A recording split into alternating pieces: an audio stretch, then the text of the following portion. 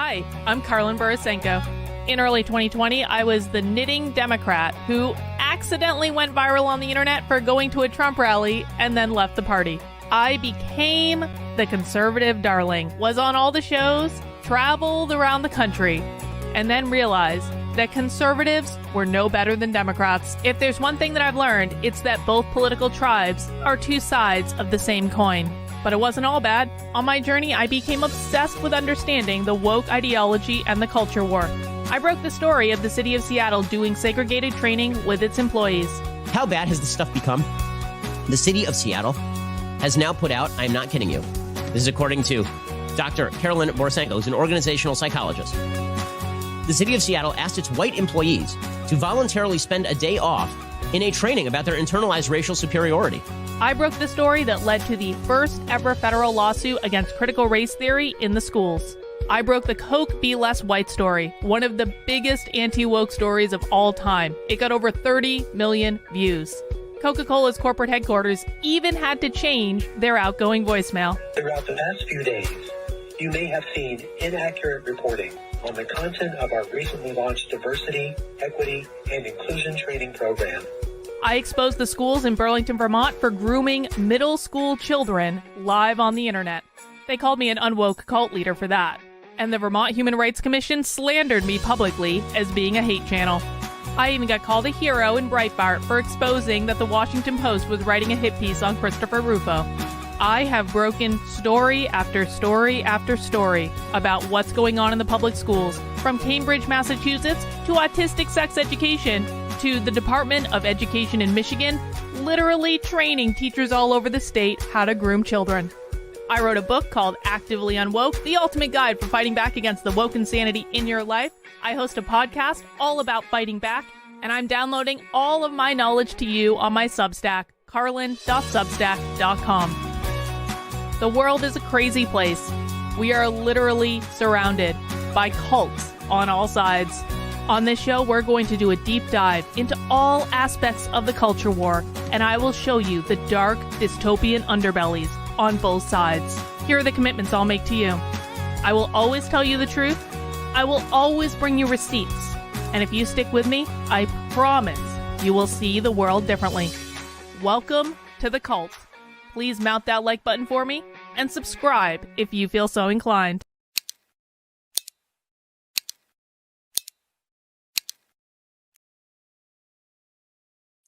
Well, hello, everyone on YouTube, Odyssey, Rockfin, and I hope on Rumble. You know, this is the second day in a row that I've gotten an error message when I've been trying to stream to Rumble for some reason. It actually says it's streaming on my end, and then I go to Rumble and it's not streaming. So if you're trying to watch on Rumble, I do apologize.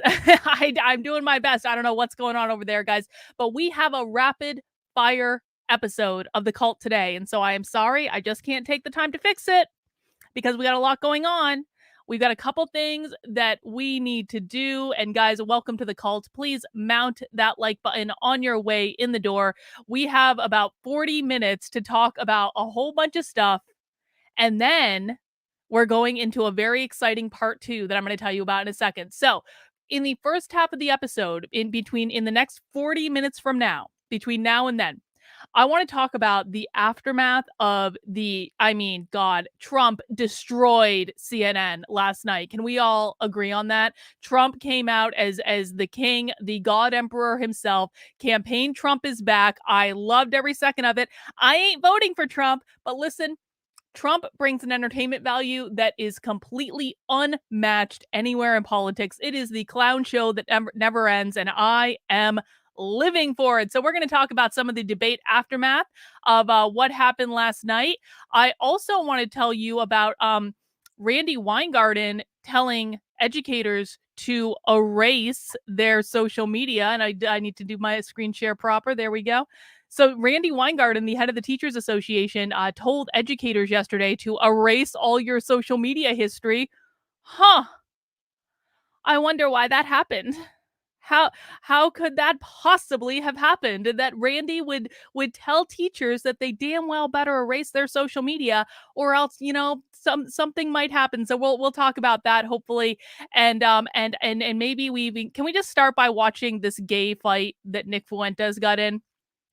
This is about the most gay thing I have like ever seen in my life, is this gay fight from Nick Fuentes. Can we just like I mean, this apparently was at CPAC. I don't even know. This doesn't have any relevance to anything. I just thought like I saw this last night. Look at it. Like, I mean, is Nick Fuentes the most obviously repressed gay man you've ever seen in your life, or is Nick Fuentes the most obviously repressed gay man that you've ever seen in your life? All right, that's about all the time I have for that one today. I just wanted to show that to you guys because I was amused by it. Naruti says, pray for Glenn Beck and his family on Monday. His daughter tried to, oh, that's really sad. That's really sad. I'm sorry. Yes, prayers go out to Glenn Beck and his family for sure. Absolutely. Yeah, I don't think that they were, Tori, but it kind of looks like they could be, didn't it? All right, guys, we're going to get into those stories in just one moment. But the reason we have to go so quick today is it is a special socialism live day. So in about 54 minutes from now, our friends over on Red May, there it is, our friends Red May, the socialists in Seattle, are going to go live with another live presentation. And so I thought we would just do it live because it does actually look like something I'm interested in. I'm not going to stream all Red May content, but if I'm interested in it and the timing happens to work out, then I absolutely will snipe their stream, and I don't really care about it. And so what we're gonna do is in about 50 minutes from now, I'm going to end this stream, and those of you who are watching on YouTube will automatically be directed to the socialism live stream. If you are not automatically directed to it, it will be live on the channel, of course, so you can go right to the channel and find it. This is looking like it's going to be a YouTube exclusive because I couldn't set up the live streams for it on all the other platforms, but it will upload to those other platforms when we're done. We're going to watch a presentation called A History of California Capitalism and the World. It may look like we're watching a presentation called Palo Alto because that's the name of the book. It's called Palo Alto, A History of California Capitalism and the World through the eyes of the socialists. And that is going to be starting in about 50 minutes from now, live. And so, we always like it when we can join our socialist friends in Seattle live. And if you have never watched socialism with us before, today is a great day to start. You're going to have a great time. And yeah, that's what we're going to do in a little bit. But let's jump right into it, guys. Please make sure to mount that like button for me. And as always, please make sure you are subscribed to my main Substack, which is Carlin, KARLYN.substack.com. This is my main content hub. It is where I do all my best unwoke work. Most of it is free. Some of it is premium. And if you want to support the work I'm doing, make sure you sign up for $5 a month, $50 a year. That would be amazing. And welcome Shuffler as a new member of the channel. I do really appreciate it, Shuffler. Thank you so much. And okay, let's jump right into it. So, how many people watched the debate yesterday between Trump and CNN? It was supposed to be. Oh, good. I am working on Rumble. Thank God. Rumble is actually working. So it was supposed to be a moderated town hall, of course. But because CNN just cannot help themselves, it turned into a debate between Trump and the young female debate moderator, Caitlin.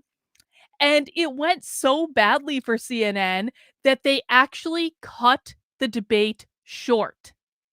And I thought that was funny at the time. Do you guys remember last night when we were watching it live? The debate ended at like 10 minutes after the hour, like 10 minutes after 9 o'clock. And even when it happened, I was like, why is this ending 10 minutes after 9 o'clock? That seems like a really odd ending point. We aren't going to not, they didn't end it at 9. We aren't going until 9:30. Why are they ending it? Well, apparently CNN was so freaked out by how the audience was responding to Trump and how Trump was doing overall that CNN actually made the choice to pull the plug on the debate live during the debate. Tori, I knew you'd love it. I knew you'd love it. It was so effing amazing. And yeah, guys, if you haven't, I did a live reaction stream that apparently What I'm hearing is that my live reaction stream from last night is like one of the few versions of the full debate that actually exists right now, because CNN actually just got rid of the entire video.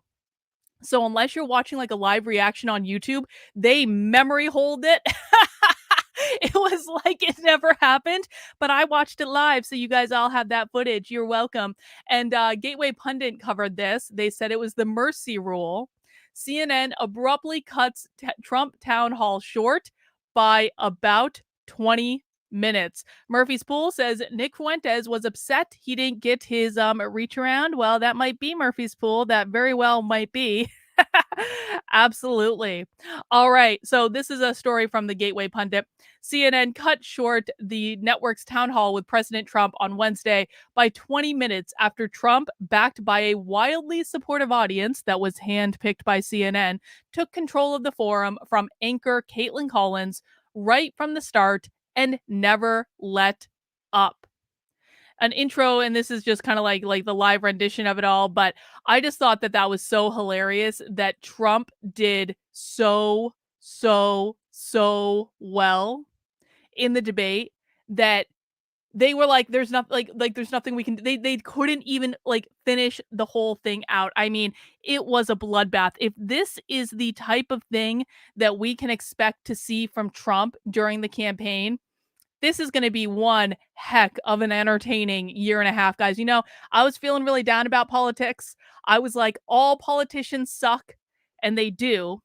I haven't changed my mind about all politicians sucking, but you know what? The least we can do is be entertained. If we have to live in this world with jokers on my left and clowns to my right, like if we have to live in this world, Trump is a pretty good ringmaster to entertain us all. So I think it's going to be a glorious year and a half if he keeps this energy up leading up to the 2024 election. And I don't think there's any stopping Trump from getting the nomination. I don't think DeSantis is going to stop him. There's too much negative. Like DeSantis is coming across as very corporate and statist, and like I don't know. It's just weird. And it's not that, you know, I don't think DeSantis would be the worst thing that ever happened, but I don't think he has one stretch in this universe of catching Trump. I mean, do you guys agree with me? What do you think? But there were some amazing reactions, and Rick Wilson, we have to watch Rick Wilson's reaction, because Rick Wilson, who was John McCain's campaign manager back in the day, Rick Wilson was having so many feelings all over Twitter. Let's see what Rick had to say about the debate. Should be pulled off the same. We're in a break now from the presidential town hall with CNN, Caitlin Collins, and whatever the fuck they thought they were going to get out of this, they instead have set a match to democracy once again. You are letting an insane person stand there and make people giggle and laugh when he jokes about rape. You make people giggle and laugh when he jokes about abortion, when he calls an African-American police officer a thug. This insanity should be pulled off the fucking air. Chris Licht, you should be ashamed of yourself. This is astoundingly bad for the brand of CNN. It's astoundingly bad for the country. And it's astoundingly bad, honestly, folks, for every other Republican candidate in the primaries. Wrap that shit up. It's done. You saw this tonight. You know you can't beat him on the stage. Everybody else, oars up. Time to go to work, because he's going to be the nominee. This shit is unfucking believable. I've never seen anything like it. It is a disaster of the highest fucking degree. Yep, that was Rick Wilson. Tori says, "Oh, Ricky W, he's in his feels, can't handle the truth." Oh my God. The more, and AOC was complaining about this. They were all like, "How dare you give Trump a platform, CNN? How dare you do this?" And it's like, bro. We all know why CNN gave Trump a platform. We all know why it happened. It happened because their ratings effing exploded overnight. Let me show you this, reported from Zero Hedge. The reason that CNN did what they did was one reason and one reason only. CNN's ratings are in the toilet, and they knew that Trump would send them through the effing roof. This is on Zero Hedge, Trump effect. CNN ratings explode after town hall. As expected, former President Trump's commie-triggering participation in the CNN town hall Wednesday sent the beleaguered fake news network's ratings sky high.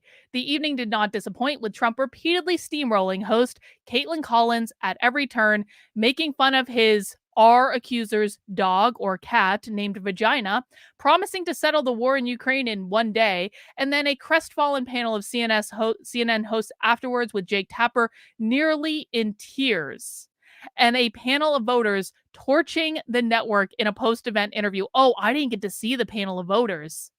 I must have ended my stream before they got to the panel of voters. Hopefully they've got a clip of that below. But man, there was a tangible. So we watched a little bit of the CNN after show, and it was like going to a funeral. It was like you would have really thought, walking into that room with those CNN hosts, Jake Tapper really was almost crying. Anderson Cooper looked like he was like not having a good night. The energy was so down. It was like someone quite literally just died because someone did die, and her name was Caitlin Collins. What the hell were they thinking putting Trump next to Caitlin Collins? There was no way that did CNN honestly expect? Here's the real question that Caitlin should be asking herself right now. If she's smart, and I think she's probably smarter than we think she is, here's the question I would be asking if I was her. Did CNN really believe that Caitlin Collins was going to be a match for Donald Trump? Or did CNN set Caitlin Collins up to be made a fool of because they knew that she would not be able to take Trump down with her little fact check tactic? I'm going to bet it was the latter. I'm going to bet it was. They knew their ratings would explode. They'd only have to sacrifice Caitlin Collins to do it. I wonder how she feels about being used to be a punching bag today, if she's figured it out yet. I don't know. That would be my question. The CNN talking heads were very triggered. Oh, yes, they were. Oh, it was beautiful. It was so glorious. Actually, let's just do it. Let's just watch a little bit of this. Let me set this up to make this, because it's like, if you didn't see it last night, I am so glad I streamed it last night. If you didn't see it, you listen to them, how dour and sour and just bitter they are about the whole thing. He called a black law enforcement officer a thug. He said people here in Washington, D.C. at Chinatown don't speak English. He attacked Caitlin as a nasty woman because she was trying to get him to answer a question.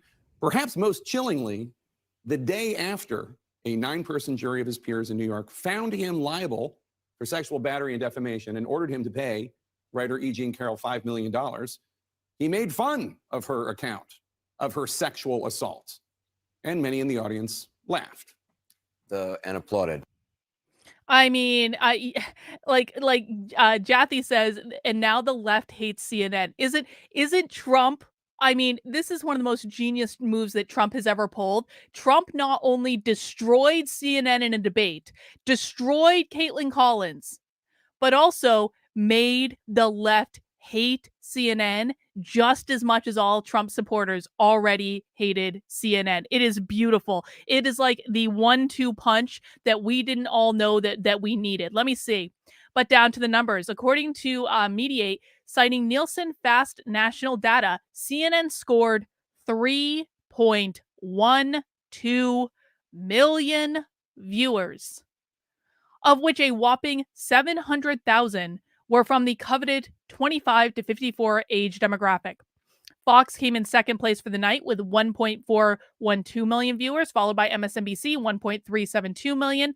In the 25 to 54 demo, MSNBC topped Fox, 155,000 to 120,000 viewers. And yes, Anderson Cooper did absolutely out himself as a racist. He did. And so that was pretty great as well, to be able to have confirmation that Anderson Cooper is a white supremacist. Anderson Cooper just could not allow a black man in Byron Donalds to have a word on the show without interrupting him repeatedly. I thought that was a little disappointing on the part of Anderson. And so I think we can all see exactly why this happened. But, the other thing that I thought was really interesting last night, and I don't know if anyone else saw this. Did anyone else see Fox News's analysis of the debate right after it happened? Because I happen to see this tweet from this came out at 10:15 p.m. This tweet from Fox News. Like, this is a demonstration of how far Fox News is falling. This is their analysis of the debate. Trump accuses our accuser of a whack job, and verdict he was liable for sexual abuse, a rigged deal at the town hall. Fox News is shitting on Donald Trump and using talking points that sound like they are out of CNN's playbook. I mean, did Jake Tapper and Anderson Cooper write this headline for Fox News? Is this what we can expect post Dominion verdict? Fox News is now going to turn into the redheaded stepchild inferior version of MSNBC. I don't know. Let's read the article that they sent out. Fox claims our accuser a whack job and a verdict he was liable for sexual abuse, a rigged deal at the town hall. Trump vows once again that he'd end the Russia-Ukraine war in 24 hours, but refuses to answer which country he wants to win. See, and this is quite literally a CNN talking point. What does winning actually even mean in the Russian-Ukraine war? And I say this as someone I am literally married to a Ukrainian. My brother-in-law right now, as we speak, is literally in the Ukrainian army on the front lines of this war. And even I have to question, what does winning even mean? Winning means the fighting stops.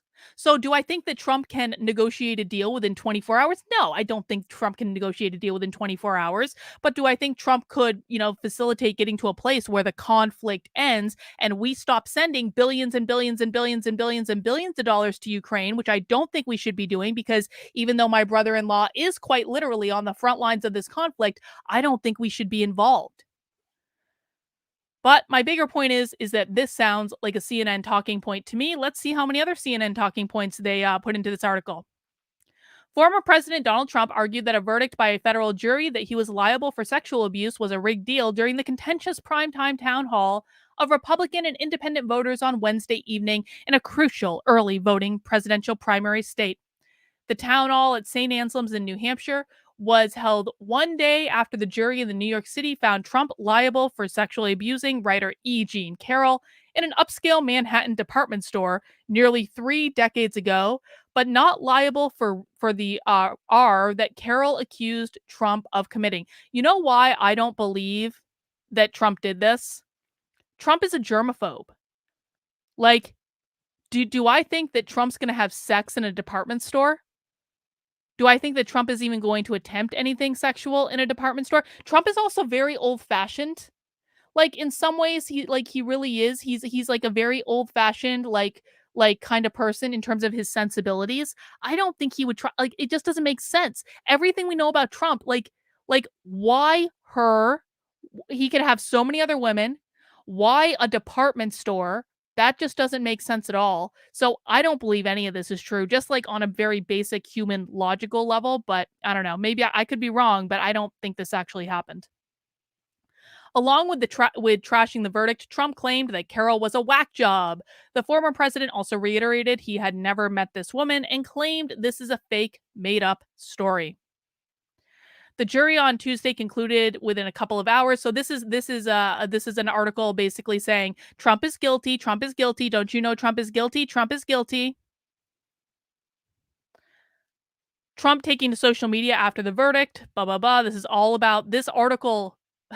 This article is supposed to be about the CNN town hall. And this article is literally Trump is guilty. Trump is guilty. Trump is guilty. Trump is guilty. That's all this article is about. This is Fox News, ladies and gentlemen. This is the new Fox News in the post-Tucker Carlson era. But the CNN town hall in front of a couple hundred Republicans or GOP-leaning voters in a state that holds the first primary and second overall contest in the GOP presidential nominating calendar was the first real test of how this week's jury verdict in the civil trial will impact the Republican base. And the answer is, it will not impact it at all. Most of Trump's actual or likely rivals in the 2024 nomination declined to blast the former president following the jury verdict. Among those who did criticize Trump was Republican presidential candidate and former two-term Arkansas governor Asa Hutchinson. So this article is literally not about the debate at all. I keep calling it a debate. It's like a Freudian slip. So I guess this is the type of reporting we can expect from Fox News moving forward. Guys, just pay attention to the headlines that Fox puts out from here on forward. Follow them on Twitter, set your notifications so every time they tweet something, you'll see what they're saying, and ask yourself, who's really running this network? And what is their political leaning now? And why are we seeing headlines that look like they belong on CNN instead of an analysis of the actual debate or town hall or whatever the F that was last night? Just like these are important questions. Like, what are their ulterior motives? What narrative are they perpetrating? That's really, when you're reading the media, quite frankly, the only question that actually does matter. But I want to switch gears really quick before we bounce off to our socialist stream. Guys, if you have never watched socialism with me before, it's a little bit different than what we're talking about now. I understand that. But we do deep dives into real far left socialists on this channel. And we are going to be doing a deep dive into far left socialism in about, well, a little less than a half hour from now. There is a socialist channel called Red May that does live events during the month of May where they bring together socialist speakers talking about different issues. And I'm actually going to be streaming and doing a live reaction to something that they're doing at 6 p.m. tonight. So we're going a little bit quick right now. I do stream Monday through Fridays at 5 p.m. Eastern time. On Saturdays, we go live for Socialism Saturday at 6 o'clock, but we're doing special Socialism Live tonight because the opportunity has presented itself. And if you are on YouTube, when I finish this live stream that you're watching right now, it will automatically redirect you over to this live stream. So come watch Socialism with us live. Actually see what the farthest of the far left is saying. Reagan says Carlin's socialist content is legit. Make sure you join and learn what they're saying. This is so important, guys. This is a sneak preview of the talking points of the Democratic Party. I promise you, your mind is going to be blown. But before we get into that, I want to talk about this story that came out yesterday. Teachers Union President Randy Weingarten encourages educators to erase their social media history. Huh. Why would she do that? Why would teachers need to erase their social media history, Randy? Well, if you are a regular on my channel, you heard this story from earlier this week. I covered it on the channel. This Colorado teacher convinced the Colorado Teachers Union to denounce capitalism in a formal resolution. But guess what? Let me pop this in the chat. Guess what? I exposed this guy as a Marxist 2 years ago based on his tweets alone. And by the way, fun fact, someone who went to high school with our friend Brian has actually gotten in touch with me and has confirmed that Brian is not trans. I thought maybe Brian was trans, but he is not. And so I bring this up because now all of a sudden, and I'm not saying it had to do with my stream. I'm sure it didn't have to do with my stream at all. But now all of a sudden, Randy Weingarten is encouraging teachers to erase their social media history, because when we look at the social media history of some teachers, we can pretty clearly see that they're Marxist activists. There's even a tweet in here where Brian is encouraging teachers to teach Marxism to students in their classes. Let's read. Teachers Union President Randy Weingarten encourages educators to erase their social media history. An AI-powered tool will help identify potentially harmful posts to either edit or delete. Maria says, I'm sharing this content with my friends all over the country and telling them to share it with every person they know. Thank you, Carlin. Thank you, Maria, for sharing. Guys, one of the very best ways that you can help me spread the word about this stuff is by, of course, liking this stream, leaving a comment on this stream when it's done, but also sharing my work, sharing it out to as many parents as you possibly can, sharing it out and on many social media platforms. It really helps to grow the audience and make sure people are aware of what exactly is going on. The American Federation of Teachers president, Randy Weingarten, on Wednesday offered assistance to teachers to erase their social media history. Weingarten tweeted a link to their website, which promoted an artificial intelligence tool that would search through a person's social media account's history to find potentially harmful posts. LifeBrand scans your social media, currently covers Facebook, Twitter, Instagram, and TikTok to quickly find potentially harmful posts and then guide you to edit or delete those posts forever. The website scans text, emojis, images, videos, and sound in both English and Spanish, the website stated. Weingarten wrote in a tweet, "Our union is here for you to help you future-proof your social media. ATF Union has partnered with LifeBrand for a 25% discount off of the cost of this powerful AI tool that scans your social media to catch forgotten posts that may not reflect who you are today." You mean, Randy, like when this guy was tweeting out blatant Marxism? Is that what you mean, Randy? Like when we find teachers that are blatantly supporting teaching Marxism in the classroom, is that what you want them to cover up?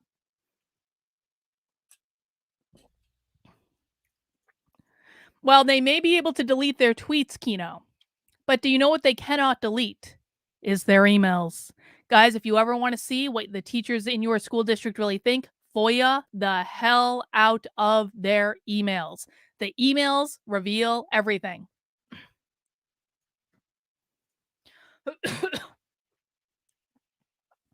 Per their website, top ATF officials have used the tool. Frederick Ingram, ATF Secretary Treasurer, "In the course of 15 years, I know I've changed, and so has my social media presence. It was a great opportunity to take a stroll down memory lane. And while I found some things that gave me pause, in the end, I believe my social media history reflects both who I was then and who I am today. It was good to know that if I found something that others might use for negative purposes, that I could delete it with one keystroke." What negative purposes?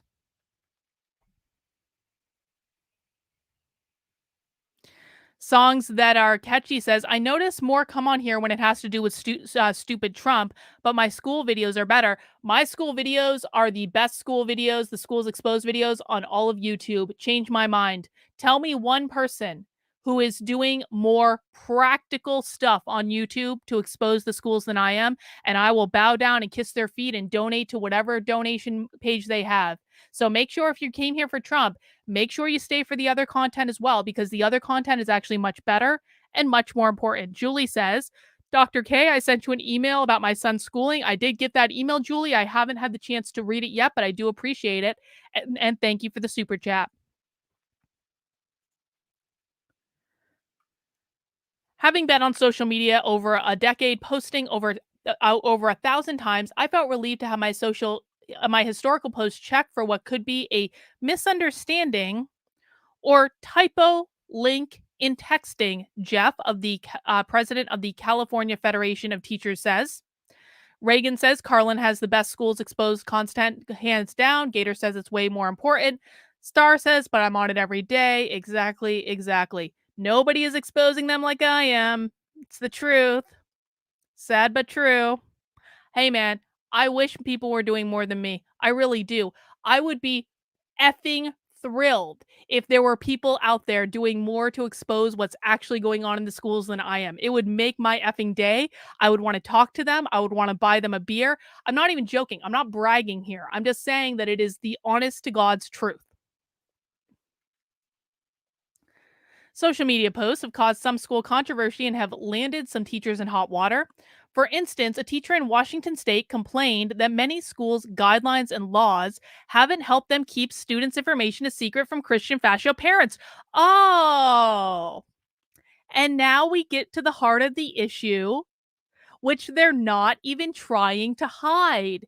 It seems as though teachers are tweeting things out like, I want to help keep my students' information safe from their Christo-fascist parents. And then people are getting upset about that As though that isn't information that someone needs to know. Philip, what makes you think I don't have a James O'Keefe style network of people? I do have a James O'Keefe style network of people. I just don't have the brand name of James O'Keefe because I shit on conservatives too much and tell the truth about them. Oh, Tim. Oh, no, no, no. No, no, no. That's not going to work, Tim, because when I did contact the post millennial, they told me that I was just making it up and it really wasn't that important anyway. And they just didn't think there was a story there. I swear to God. Libby Emmons, I don't even think she's with the post millennial anymore. I don't know. Maybe she is. Libby Emmons is one of the biggest shills in all of conservative media. Like, they don't care about this stuff at all. I blocked the post millennial a long time ago. They do no real journalism. The post millennial does Twitter journalism, and then they shit on anyone that actually tries to do something in the real world. So that's how I feel about that. That's not going to happen. A tweet showed Auburn School District 408 teacher Karen responding to another tweet that urged parents to check their school district policy, keeping info about their children's secret from them. Exactly, Brooklyn. Exactly. Parents, check your school district's policy regarding keeping info about your children's secret from you. There are some scary policies out there. Yes, there are. And I am exposing those policies on this channel. There are two people that I know of that are exposing these policies. One is me. The other is Parents Defending Education, which I know Parents Defending Education is like an organization, but Parents Defending Ed actually does a really good job like exposing this stuff. So they're a group that everyone should follow, but it's like me and Parents Defending Ed, and that's all that I know of. If you guys know of more people exposing this stuff, then please let me know. Yes, isn't it funny that the post millennial is talking about them targeting autistic kids? Isn't that funny? Kind of like we haven't been talking about autistic kids being exposed to gender ideology, I don't know, since January. Ah. Ahead of the post millennial, yet again. Must be a day that ends in Y. Love responded, I cannot disagree with this more. So many students are not safe from this nation with their Christo fascio parents, and our guidelines and laws haven't caught up with this yet. So, guys, make sure and do it today. If you have not done it already, make sure that you are checking the social media of your kids' teachers. Make sure that you know what their social media accounts are on Twitter, on Instagram, on TikTok, on whatever other platforms they're on, and make sure you are checking the social media accounts of your teachers. If you need a list of keywords to check for, head over to this post. Again, carlin.substack.com, and make sure you subscribe while you're there. But what I want you to do is scroll down to the bottom past all the social media posts where this guy admits he's a Marxist. And you're going to get to the bottom where there is a keyword, a list of keywords that you can search for on your kids' social media, that are your kids' teachers' social media, rather, that will tell you exactly what they think and if they are indoctrinating your children into woke leftist ideology in the classroom. Tim says, just trying to help. And I'm just trying to let you know, Tim, that there is absolutely no conservative media outlet that is reporting on the schools like I'm reporting on the schools. And all of them know the reporting I'm doing, and they refuse to report on it. And when they do report on it, they steal it from me and they don't give me credit for it because of their feelings. I'm sorry to break people's hearts about your conservative media, but they are shills at absolute best. And if you want the real stuff, come to places like this. That's really all I can say. All right, guys, that actually wrapped up a little bit earlier than I thought it would. And once again, we are doing a two-parter, a double header, because we are going to be heading now over into our socialism live stream. Now, if you have never, and I'm sorry to cut it short for today, guys, but time is tight. Let's see. Can I review the latest James Lindsay video where he explains socialism in 30 minutes? I mean, maybe. Is it free? Because I'm not like, I don't. Here's the thing, guys, with me and James Lindsay. It's not that I don't have massive respect for James Lindsay. I do. James Lindsay and I approach this in a fundamentally different way. James Lindsay looks at the philosophy and the academic journals and the books and the literature. I look at what people are saying and doing in the real world. So it is entirely possible that James Lindsay and I could have very different perspectives. We might also agree. We actually tend to agree more than we disagree because James Lindsay is looking at the literature. I am looking at what real socialists are saying and doing in the real world. These are just two different things, okay? And so, I mean, maybe I can listen to it. I'm not planning on doing it today. I tend not to listen to James Lindsay, not because I don't massively respect him, but because I don't want to be influenced by his perspective in my analysis of what's going on. Because again, I'm looking at their talks, their lectures, their events, their presentations. I'm looking at what they're teaching each other. I'm looking at what they're saying to each other when they think no one else is looking. It's just fundamentally different. And I think that both are needed. And so maybe we'll do that. Maybe we won't. We'll see. Anyway, guys, when I end this stream on YouTube, here's what's going to happen. You are going to be redirected over to this socialism live stream. It's called A History of California Capitalism and the World. And we are going to be watching this live socialist presentation from Red May. And we want to do a big shout out to Red May, who has not given me the copyright strike that they thought that they were going to try to give me on my channel. I will reiterate this on the live stream. I want everyone to be nice in their chat. No nonsense, no shenanigans. I'll reiterate that because it doesn't actually help our cause. Our goal with socialism is to listen to what they're saying, to understand their perspective, and to see how they see the world. And I think sometimes we come up with really good questions, honestly.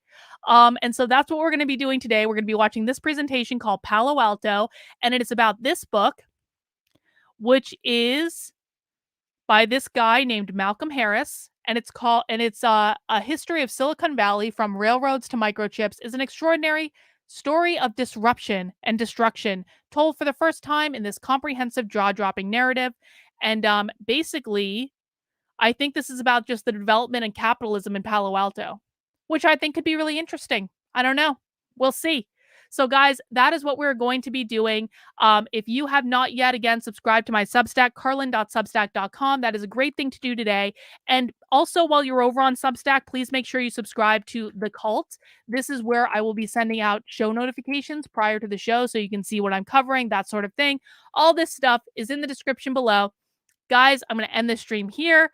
I'm going to go get geared up for the second stream. I will see you over there. YouTube will automatically direct you, but if you're watching on Odyssey, Rockfin, or Rumble, it's going to be a manual thing. So come over and join us on YouTube. I can try to get the other stream set up because I have a couple extra minutes. But guys, that's all for The Cult today. I will be back tomorrow for happy hour at 5 p.m. Mount that like button on your way out the door, guys. Take care, and we'll see you.